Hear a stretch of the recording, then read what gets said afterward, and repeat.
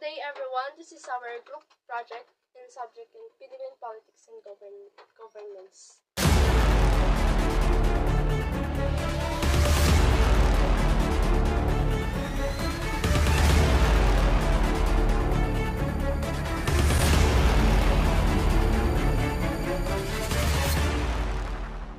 Magandang hapon sa inyong lahat. Nandito kami ngayon sa aming barangay sa Barangay Inalahan upang alamin kung ano ang maibibigay na solusyon ng mga barangay official sa problema sa basura. Ano po ang masasabi mo tungkol sa kasalukuyang sitwasyon ng basura sa ating barangay? Sabi, ang mga tao ay magsitin, sige ng harap ko daw. Kaya, dapat ang mga plastic na sa baka kita para lang iwakan tao kaya kasi bawal mag-apoy, yung basura, yung harapon. May salog, yung basura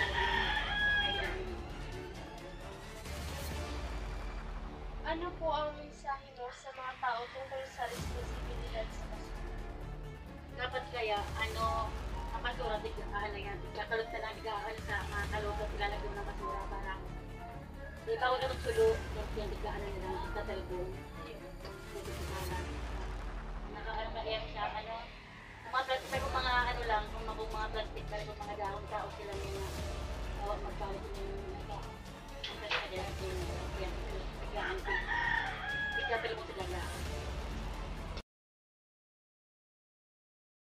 As a resident in this barangay Inalahan, ano po ang iyong maitutulong upang magpanatiling malinis ang kapaligiran?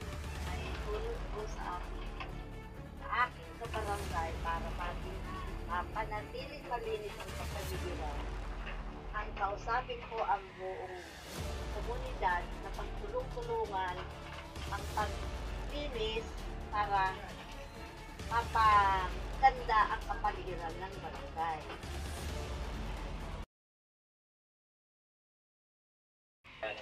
Ang sa Barangay Migdi may regular kaming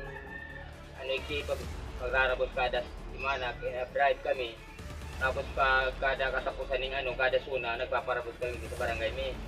Nagkapos ng Barangay Official, limbawa ang sakop ko suna, ako nakakasakop ang Suna City.